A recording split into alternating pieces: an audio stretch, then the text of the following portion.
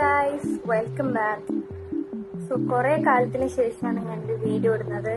ഞാൻ കുറെ കമന്റ്സിൽ കണ്ടു, കുറച്ചാളെങ്കിലും ചോദിച്ചു എന്റെ വീഡിയോ ഇടട്ടെ, കാരണം എക്സാം ആയതുകൊണ്ടാണ്. ആൻഡ് എന്നോട് നേരിട്ട് കുറെ ആൾക്കാർ പറയുന്നുണ്ട്, കുറച്ച് ആൾക്കാർക്ക് കല്ലിൽ പറയുന്നുണ്ട് വീഡിയോസ് എല്ലാം മോട്ടിവേറ്റിംഗ് ആണ്, പഠിക്കാനാണ്. എനിക്കും എന്റെ വീഡിയോ കാണുമ്പോൾ ഇച്ചിരി മോട്ടിവേഷൻ ഒക്കെ വരുവാ, അത് പറയാം. ആൻഡ് നമ്മുടെ ചാനൽ 700 സബ്സ്ക്രൈബേഴ്സ് കഴിഞ്ഞു. ആൻഡ് എന്റെ ഈ വീഡിയോയിൽ 51K കഴിഞ്ഞു.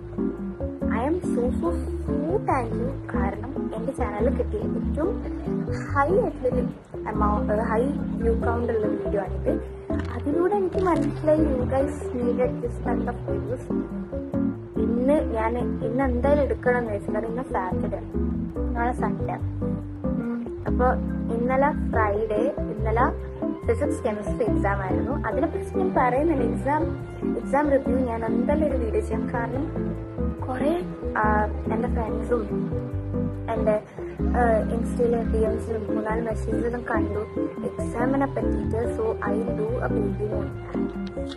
ഞാനിപ്പോൾ ചെയ്യുന്നതെന്ന് വെച്ചാൽ ഇപ്പോൾ ബയോളജി പഠിക്കുന്നത്. ബിക്കോസ് മറ്റന്നാളെ ബയോളജിയും ഇംഗ്ലീഷും ഉണ്ട്. ഇംഗ്ലീഷ് നമുക്ക് 80 മാർക്സിനും ബയോളജി 40 മാർക്സിനാണ്. അപ്പൊ ഇംഗ്ലീഷ് എനിക്ക് ഫസ്റ്റ് നോക്കാനുണ്ട്. ബയോളജി ഇംഗ്ലീഷ് കഴിഞ്ഞ് ഇതിപ്പോ ലാസ്റ്റ് ചാപ്റ്റർ നമ്മളിപ്പോ പഠിച്ചു കഴിഞ്ഞു. ഇപ്പൊ ടൈം എത്രയായി? അതെ, ഇപ്പൊ time correct 9:03 December 20 Saturday. December 22 exam ഉണ്ട്. കൂട്ടുന്നപ്പാന്ന് അറിയില്ല, ക്ലോസ് ചെയ്യുന്നത് വെക്കേഷൻ ഇപ്പൊ സ്റ്റാർട്ട് ചെയ്യുന്ന പോലും അറിയില്ല. ഞാൻ ഇൻസ്റ്റയിലൊന്നും അധികം ആക്റ്റീവ് അല്ല. ഇപ്പം യൂട്യൂബിൽ ഞാൻ വീഡിയോസ് ഇടുന്നില്ല. എന്റെ റീസൺ എക്സാം ആയതുകൊണ്ടാണ്. After exam I do sure ഈ ഒരു സ്ട്രെസ് ഒന്നും ഇറങ്ങട്ടെ. സോ ഇന്നത്തെ video it's A study vlog where I show you my real side, ഒരു അൺഫിൽറ്റേർഡ് വ്ലോഗ്.